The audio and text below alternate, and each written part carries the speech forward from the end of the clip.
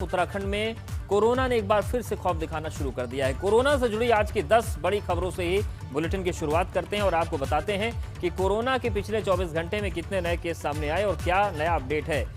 एक दिन में 12 मरीजों की संक्रमण से मौत हुई, 2630 मामले सामने आए। राज्य में अब तक 1,24,033 कुल आंकड़ा हो चुका है और कुल एक्टिव केसेस की संख्या 17,293 पहुंच गई है।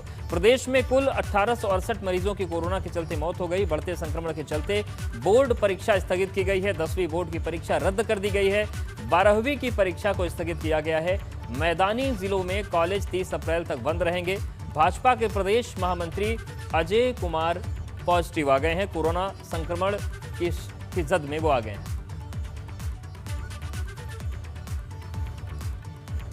टिहरी के राजकीय सुमन संयुक्त चिकित्सालय नरेंद्र नगर में भर्ती 20 कोरोना पॉजिटिव मरीजों के अस्पताल से भागने पर जिले के स्वास्थ्य महकमे में हड़कंप मचा हुआ है। वहीं कोरोना मरीजों के भागने से क्षेत्र में दहशत फैल गई।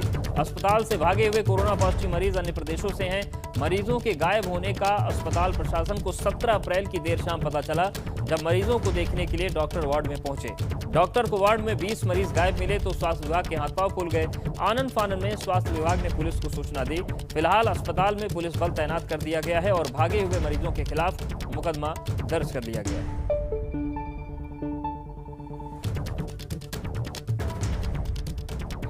तो उसमें क्या हुआ, वही पीरियड था जब जिस समय यहाँ डेथ बॉडी हैंड ओवर की गई है, डेथ हुई थी, तो वो बॉडी 1 या 2 बजे के आसपास हैंड ओवर की गई है। उस समय काफ़ी भीड़ थी, काफ़ी गाड़ियाँ भी इकट्ठी थी यहाँ पर, और उसी समय का जो इन लोगों ने वो लाभ उठा के ये लोग जो है उसी समय निकले हैं, क्योंकि सुबह ये लोग थे, लंच टाइम में थे। शाम को जब 6:30 बजे शाम हेड काउंट होता है, जिस समय विजिट भी होती है डॉक्टर्स की, हमारी 2 टाइम विजिट होती है, स्टाफ की विजिट होती है, तो उस समय ये लोग जब कम पाए गए तो तब देखा गया कि ये लोग इतने लोग जो है उसको फ़ायदा उठा के ये लोग निकल गए। तकरीबन दिन के समय जब डिस्चार्ज करने की कुछ पेशेंट्स को कार्रवाई चल रही थी, बाहर से गाड़ियां खड़ी थी, तो इसका फ़ायदा उठा के 20 लोग यहाँ नरेंद्र नगर से चले गए हैं, जिनके खिलाफ मेडिकल प्रशासन द्वारा मुकदमा दर्ज कर दिया गया है और उनको लिए संबंधित प्रदेशों से भी पत्राचार किया जा रहा है। और हमारे साथ देहरादून से विनोद जुड़ गए हैं। विनोद का रुख करते हैं। विनोद, एक तरफ कोरोना कहर ढा रहा है तो दूसरी तरफ लापरवाही भी चरम पर है। किसी जगह से 20 मरीज, 1-2 भागे तो माना जा सकता है किसी ने भीड़ का फायदा उठा लिया, लेकिन 20-20 लोग भाग जाएं तब बात नहीं पचती कि भीड़ का फायदा उठा लिया गया।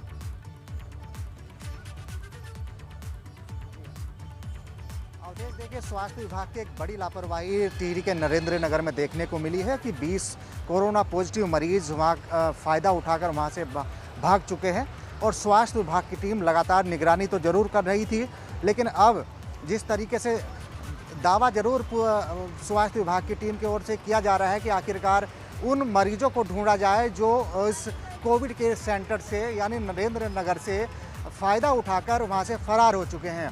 अब इस बात का स्वास्थ्य विभाग दावा कर रहा है कि जल्द ही उनको जल्द ही ढूंढ लिया जाएगा, लेकिन एक बड़ी लापरवाही स्वास्थ्य विभाग की यहाँ पर देखी गई है, जिसके चलते बिल्कुल लापरवाही पर सवाल है। और अगर बात करें विनोद कोरोना के बढ़ते संक्रमण की, तो क्या कुछ नई रणनीतियां बन रही हैं, कुछ नई तैयारी हो रही, क्योंकि अन्य राज्यों की तरह उत्तराखंड में भी कोरोना बहुत तेजी के साथ बढ़ रहा है। जी, अब देखिए लगातार अब 2000 से ज़्यादा प्रतिदिन कोरोना पॉजिटिव मरीजों की जो संख्या है उसमें लगातार प्रतिदिन आ रही है, करीब 2000 से ज़्यादा। और ऐसे में राज्य सरकार ने SOP तो जारी कर दी है, तमाम जितने भी नियम कोविड के हैं उनको फॉलो करने और सख्ती से पालन कराने के लिए भी दिशा निर्देश दिए गए हैं। और साप्ताहिक बंदी यानी 2 दिनों के लिए शनिवार और रविवार के लिए राज्य सरकार ने राजधानी देहरादून में साप्ताहिक बंदी का ऐलान कर दिया है और जो अन्य जितने भी बड़े शहर पूरे प्रदेश के हैं उस पर रविवार को साप्ताहिक बंदी रहेगी।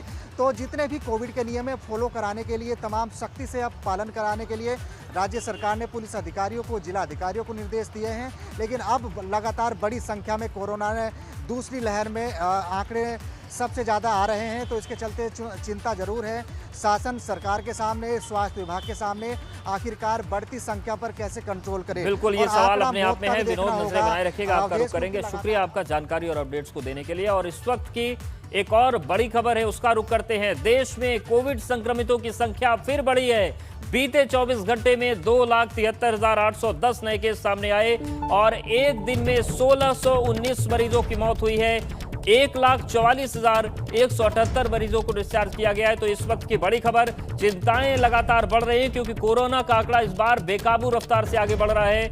देश में बीते 24 घंटे में 2,73,810 संक्रमण के केस सामने आए हैं और एक दिन में 1,619 मरीजों ने दम तोड़ा है। मतलब संक्रमण के आंकड़े बढ़ने के मामले में भी और मरीजों की मौत के मामले में भी सारे रिकॉर्ड कोरोना तोड़ रहा है। 1,44,178 मरीजों को डिस्चार्ज किया गया है। लेकिन सबसे चिंता वाली बात यह है कि बीते 24 घंटे में एक बार फिर से कोरोना के आंकड़ों ने उछाल मारी है और 2,73,810 नए केस सामने आए। अविनाश, जिस तेजी के साथ कोरोना की रफ्तार बढ़ रही है उस तेजी के साथ संसाधन नहीं बढ़ रहे हैं स्वास्थ्य के। ये तो बड़ी भयानक स्थिति बनने जा रही है देश में। जी बिल्कुल अवधेश, और ये स्थिति तब है कि जब रिपोर्ट कई लोगों की लेट से आ रही है, कई लोगों की जांच नहीं हो पा रही है, तब इतने मामले सामने निकल कर आ रहे हैं और स्वास्थ्य व्यवस्था जो है पूरी तरीके से चरमरा गई है। उद्योग मंत्री कहते हैं कि तमाम तरह जो राज्य हैं वो अपने अपने जो उद्योग इकाइयां हैं उनके यहाँ पे ऑक्सीजन सिलेंडर न पहुंचा के बल्कि हॉस्पिटल पहुंचाएं। जो तमाम सारी व्यवस्थाएं हैं वो अब घड़ी का घड़ी दिखी हुई दिख रही है, क्योंकि लगातार लोगों को ऑक्सीजन की जरूरत पड़ रही है, आईसीयू बेड की जरूरत पड़ रही है, जो कि फिलहाल मुहैया होती हुई दिख पा रही है। पिछले 24 घंटे में 1,600 लोगों से ज्यादा लोगों की मौत हो चुकी है और ये आंकड़ा लगातार बढ़ता जा रहा है। क्योंकि अगर आप पिछले 3-4 दिनों में देखिए तो न सिर्फ कोविड संक्रमण के आंकड़े बढ़े हैं बल्कि मौतों का आंकड़ा भी लगातार बढ़ रहा है। पिछले 3-4 दिनों से लगातार आंकड़े बढ़ रहे हैं मरने वालों की। बिल्कुल, और ऐसे में सवाल यही है कि व्यवस्थाएं अगर इसी तरीके से चरमराई रही तो फिर देश का होगा क्या, क्योंकि संक्रमण तेजी से बढ़ रहा है लेकिन व्यवस्थाएं नहीं सुधर रही। शुक्रिया आपका अविनाश जानकारी के लिए। और देखिए, आज 2,73,000 मामले, कल 2,61,000 मामले सामने आए थे। लगभग 17 अप्रैल को 2,34,000 के पार पहुंचा था कोरोना संक्रमण का आंकड़ा। इसके पीछे की बात करें तो ग्राफ लगातार ऊपर की तरफ जा रहा है और 16 अप्रैल को 2,17,000 से ज्यादा मामले सामने आए थे। 15 अप्रैल को 2,07,000 से ज्यादा मामले सामने आए थे और 14 अप्रैल को यह आंकड़ा महज 1,84,000 था। तो तेजी के साथ ये आंकड़ा बढ़ रहा है और यही रफ्तार अगर बनी रही तो अगले 2 दिन में यह आंकड़ा 3 लाख को भी पार कर जाएगा। बागेश्वर में कोविड सेंटर पर बड़ी लापरवाही सामने आई है। कोविड सेंटर में भर्ती मरीजों को जो भोजन दिया जा रहा है वो उनकी सेहत के लिए हानिकारक हो सकता है। बावजूद इसके ये सब होता रहा और अधिकारी इससे बेखबर हैं। कोविड संक्रमित मरीजों को पौष्टिक आहार दिया जाता है मगर मरीजों को सूखी खिचड़ी और दही भी परोसी जा रही है।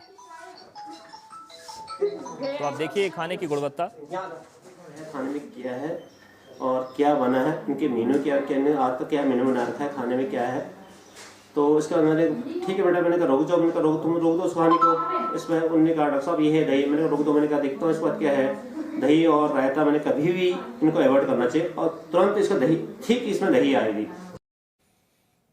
और बड़ी खबर देहरादून से है। उत्तराखंड भाजपा के पूर्व प्रदेश अध्यक्ष बच्चे सिंह रावत का निधन हो गया। ऋषिकेश एम्स हॉस्पिटल में बच्चे सिंह रावत ने अंतिम सांस ली। बच्चे सिंह रावत 4 बार लोकसभा सांसद रहे, 2 बार विधायक रहे।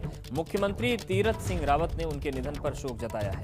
पूर्व मुख्यमंत्री त्रिवेंद्र सिंह रावत और नैनीताल सांसद अजय भट्ट ने भी शोक व्यक्त किया है। बीजेपी में शोक की लहर है, उनके जो चाहने वाले हैं वो शोक में है। तो 4 बार सांसद रहे, 2 बार विधायक रहे, एक बड़ा राजनीतिक व्यक्तित्व रहे हैं उत्तराखंड में, लेकिन उनका निधन हो गया। ऋषिकेश एम्स में उन्होंने अंतिम सांसें ली। पूर्व सीएम त्रिवेंद्र रावत और सांसद अजय भट्ट ने भी दुख व्यक्त किया है। उत्तराखंड भाजपा के पूर्व प्रदेश अध्यक्ष थे बच्चे सिंह रावत, 4 बार सांसद रहे, 2 बार विधायक रहे।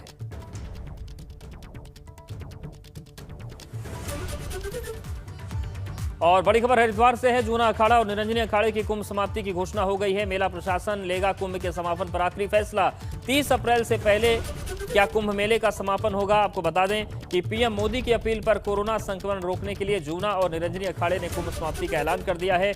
लेकिन बैरागियों के जो 3 अखाड़े हैं, निर्मोही अणी, निर्माणी अणी और दिगंबर अणी, उन अखाड़ों ने 27 अप्रैल को स्नान का ऐलान किया है। इसके अलावा बड़ा उदासीन, नया उदासीन और निर्मल अखाड़े ने भी कुंभ समाप्ति की घोषणा नहीं है। तो कुल 13 अखाड़े हैं जिसमें से 7 ने तो ऐलान कर दिया है, लेकिन जो बाकी 6 अखाड़े हैं उन्होंने समाप्ति से इनकार कर दिया है।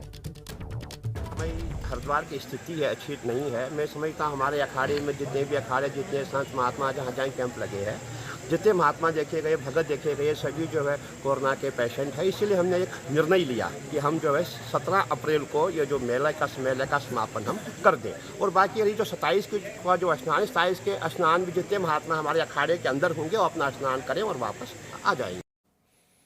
और एक और बड़ी खबर हरिद्वार से है। महाकुंभ में देव डोलियां स्नान करेंगी। 24 अप्रैल को देव डोलियां हरिद्वार पहुंचेंगी और भारी संख्या में श्रद्धालुओं के आने की संभावना है। 25 अप्रैल को कर्फ्यू के दिन देव डोलियों को हर की पैड़ी पर स्नान कराया जाएगा।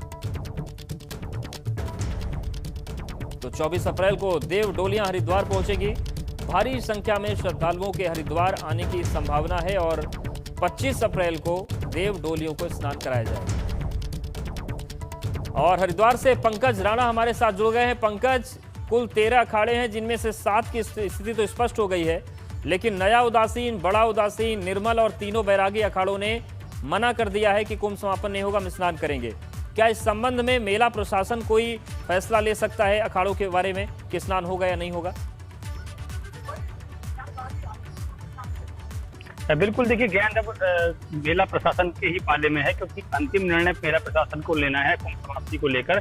जब तक मेला प्रशासन अपनी तरफ से घोषणा नहीं करेगा कि कुंभ का समापन हो गया, तब तक जो अखाड़े हैं या जो संत हरिद्वार पहुंचे हैं वो स्नान के लिए पूरी तरह से तैयार रहेंगे। बैरागियों के 3 अखाड़े 27 तारीख को स्नान करने की बात कर रहे हैं। पीएम के आह्वान के बाद ये बात जरूर कह सकते हैं कि बहुत कम संख्या रहने वाली है, लेकिन उन्होंने प्रत्यात्मक तौर पर न मनाकर प्रत्यक्ष रूप में मनाने की ही बात कही है। हालांकि वो कह रहे हैं कि उनके जितने भी जो मंडलेश्वर है, महामंडलेश्वर, वो ही स्नान करेंगे। तमाम नांगे बाबा और जो श्रद्धालु होते हैं उनको स्नान के दौरान नहीं ले जाया जाएगा। इसी तरह से जो दूसरे अखाड़े हैं जिन्होंने अभी ऐलान नहीं किया है, वो भी प्रत्यात्मक तौर पर ही अब उनको मनाएंगे। लेकिन जहां तक समापन की बात है, क्योंकि समापन का अंतिम फैसला सरकार और मेला प्रशासन को ले है, और जिस तरह से 1 अप्रैल से 30 अप्रैल तक का नोटिफिकेशन जारी किया है, उस हिसाब से भी मेला प्रशासन ये कहना है कि मेला अभी विधिवत तौर पर 30 अप्रैल तक ही चलता रहेगा, लेकिन उनमें तमाम नियमों का पालन करना होगा। देव डोलियों को लेकर क्या जानकारी है? देव डोलियों को लेकर कहां पर स्नान करेंगे? बिल्कुल, देखिए देव डोलियों को लेकर भी पहले संशय बना हुआ था कि कोविड के साये में देव डोलियां स्नान करेंगी नहीं करेंगी। 24 तारीख को देव डोलियां हरिद्वार पहुंच जाएगी, तो 25 तारीख को जब जिस दिन साप्ताहिक कर्फ्यू होगा उस दिन स्नान कराया जाएगा। इस तरह की सूचना मिल रही है कि इसमें ऐसे 5,000 लोग शामिल हो सकते हैं, तो इससे बड़ा एक खतरा बन सकता है, क्योंकि सरकार ही अगर नियमों को नहीं मानेगी तो फिर तो संख्या साधु संख्या को कैसे मान सकेगी? बिल्कुल, ये अपने आप में सवाल है कि अगर नियम है तो सबके लिए है। अब देखने वाली बात होगी कि आगे क्या फैसला होता है। शुक्रिया पंकज, जानकारी और अपडेट्स को देने के लिए। और आगामी 4 मई से शुरू होने जा रही उत्तराखंड बोर्ड की 10वीं और 12वीं की बोर्ड परीक्षाओं को लेकर राज्य सरकार ने बड़ा ऐलान किया है। इसके तहत सीबीएसई की तर्ज पर उत्तराखंड बोर्ड की 10वीं की परीक्षा रद्द कर दी गई, साथ ही 12वीं को स्थगित किया गया है। शिक्षा मंत्री अरविंद पांडे की ओर से कहा गया है कि प्रदेश के नौनिहालों की सेहत का ख्याल रखते हुए कोरोना के बढ़ते मामलों के बीच ये निर्णय लिया गया है। उत्तराखंड सरकार ने भी यह तय किया है कि कक्षा 12वीं के जो एग्जाम होने थे उसकी तिथि हम अभी निरस्त करते हैं। भविष्य में इसकी जानकारी जैसे समय सकारात्मक होगा दे दी जाएगी। एवं कक्षा 10वीं का जो एग्ज़ाम होना था उसको हम रद्द कर रहे हैं, लेकिन जिन बच्चों को लगता है कि हमको ज़्यादा अंक मिल सकते हैं, वह समय सब जब सकारात्मक होगा और इंटर के बच्चों का एग्ज़ाम की तिथि घोषित हो जाएगी, उसके साथ ही ऐसे जिज्ञासा रखने वाले बच्चों को भी इंटर के साथ ही पेपर देने का मौका मिलेगा। फिलहाल मैं सभी प्रदेशवासियों से आग्रह करना चाहता हूं कि कोविड-19 से बचाव के लिए जो भारत सरकार की गाइडलाइन है उसका सब लोग पालन करें। साप्ताहिक बंदी को लेकर उच्च शिक्षा राज्य मंत्री धन सिंह रावत का बयान सामने आया है। धन सिंह रावत ने कहा कि कोरोना की चेन तोड़ने के लिए 30 अप्रैल तक मैदानी जिलों में सभी कॉलेज बंद हैं, तो वहीं पहाड़ी जनपदों में ऑफलाइन या ऑनलाइन कक्षाओं का संचालन कॉलेज प्रबंधन और अभिभावकों की मर्जी पर है। धन सिंह रावत ने कहा कि संक्रमण की चेन तोड़ने के लिए सभी एहतियाती कदम उठाए जा रहे हैं। धन सिंह रावत ने कहा कि उत्तराखंड में सभी 106 कॉलेज और विश्वविद्यालयों को 4G सेवा से कनेक्ट किया गया है। उन्होंने कहा कि ऑनलाइन पढ़ाई कराने के लिए उच्च शिक्षा विभाग भी तैयार है। सबसे पहले तो हमने निर्णय कर दिया है कि जितने भी उच्च शिक्षण संस्थान हैं हमारे, चाहे वो विश्वविद्यालय हैं, चाहे डिग्री कॉलेज हैं, चाहे डीएमडी विश्वविद्यालय हैं, चाहे निजी विश्वविद्यालय हैं, चाहे एडेड कॉलेज हैं, 4 जिलों में हमने 100% कॉलेजों को बंद करने का निर्णय कर दिया है कि 30 तारीख तक सभी कॉलेज बंद रहेंगे। और पर्वतीय क्षेत्र में हमने प्राचार्यों को भी और कुलपतियों को ये ऑप्शन दिया है कि अगर कोई छात्र आना चाहता है और वहाँ केसेज बहुत कम है, तो वो ऑफलाइन और ऑनलाइन दोनों प्रकार की पढ़ाई कर सकता है। ये लेकिन ये डिपेंड करेगा वहाँ के छात्र पे और उनके अभिभावकों पे। और उत्तरकाशी के ओलिया गांव में अभी तक पक्की सड़क नहीं पहुंची है। ग्रामीण पथरीले रास्ते से होकर शहर तक पहुंचते हैं। गांव में 30 परिवार रहते हैं, मगर शहर तक पहुंचने के लिए सड़क नहीं है, जिससे ग्रामीण पथरीली पगडंडियों से आवाजाही का खतरा मोल लेते हैं। और इन्हीं पथरीले रास्तों से चलते हुए ग्रामीण एक घायल भी हो गए और ऐसे होते भी रहते हैं। ग्रामीणों का भरपूर सहयोग है। रोड से 5 किलोमीटर दूर है और खड़ी चढ़ाई पे है, और कई सालों से हमारे यहाँ रोड की स्वीकृति होती आई है, पिलर पड़े हुए हैं, लेकिन इस तरफ किसी का ध्यान नहीं जाता है। हम लोग इतने बुरे हाल हैं कि हमारी प्रेगनेंसी के दौरान भी हम लोग ऐसे ही ले जाते हैं, और हमारे कई साथी हमारे बुजुर्ग लोगों ने रास्ते में ले जाते हुए दम तोड़ दिया।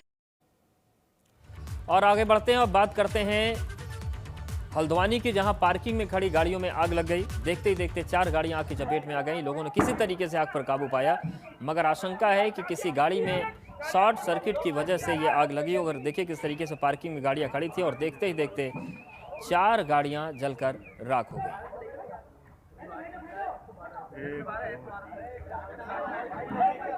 तो हल्द्वानी की तस्वीर आपको दिखा रहे हैं, जहां पर पार्किंग में गाड़ियां खड़ी थी और अचानक से आग लग गई, और जब तक लोग वहां पहुंचते, आग पर काबू पाते, तब तक 4 गाड़ियां जलकर राख हो चुकी थी।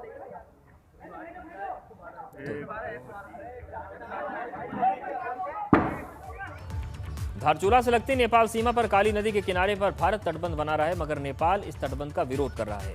नेपाल का कहना है कि जिस जगह यह तटबंध बन रहा है वो उसकी जमीन है, मगर धारचूला के अधिकारियों का कहना है कि यह निर्माण काम भारत के सीमा के अंदर ही हो रहा है। तो नेपाल ने इस पर आपत्ति जताई है। हमारा सुरक्षा दीवार बन रही है, वो भारतीय सीमा में है और उसका निर्माण सिंचाई विभाग द्वारा किया जा रहा है। और अभी इसको लेकर के भारत सरकार के तरफ से निर्देश प्राप्त हुए थे कि दोनों तरफ से के अधिकारी, सर्वे विभाग के अधिकारी आएंगे और वो उसका संयुक्त निरीक्षण करेंगे। उधम सिंह नगर में वन विभाग की जमीन पर अतिक्रमण के खिलाफ कार्रवाई हुई। वन विभाग ने 25 हेक्टेयर जमीन से अतिक्रमण हटवा दिया और उस पर पौधारोपण करवाया जा रहा है। वन विभाग के अधिकारियों की माने तो 25 हेक्टेयर वन भूमि पर अवैध रूप से खेती की जा रही थी।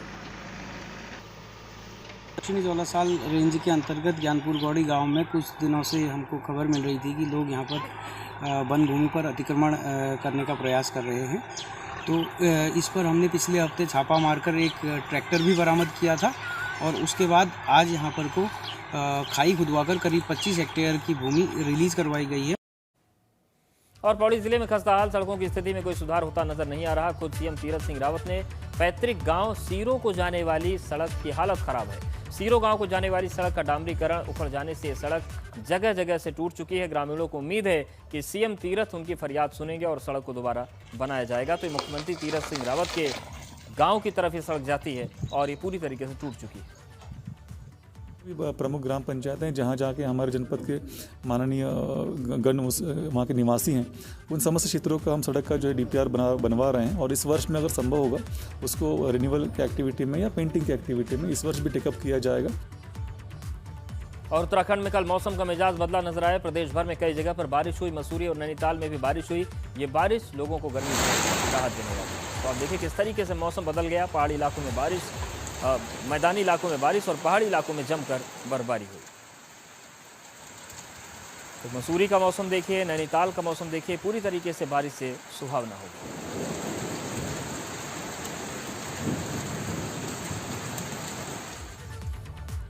विकासनगर के ऊंचा वाले इलाकों में मौसम बदल गया है। तिउड़ी तहसील के ऊंचाई वाले इलाके में ओलावृष्टि हुई। ओलावृष्टि की वजह से किसानों की बागवानी और खेत में खड़ी फसल को नुकसान हुआ है। सेब के पेड़ों पर नए जो फूल आए थे उसे भी ओलावृष्टि ने नष्ट कर दिया। वहीं मटर, टमाटर की खेती भी बर्बाद हो गई। तिउड़ी के शिलगांव क्षेत्र में सेब, साग सब्जी को काफ़ी नुकसान हुआ है।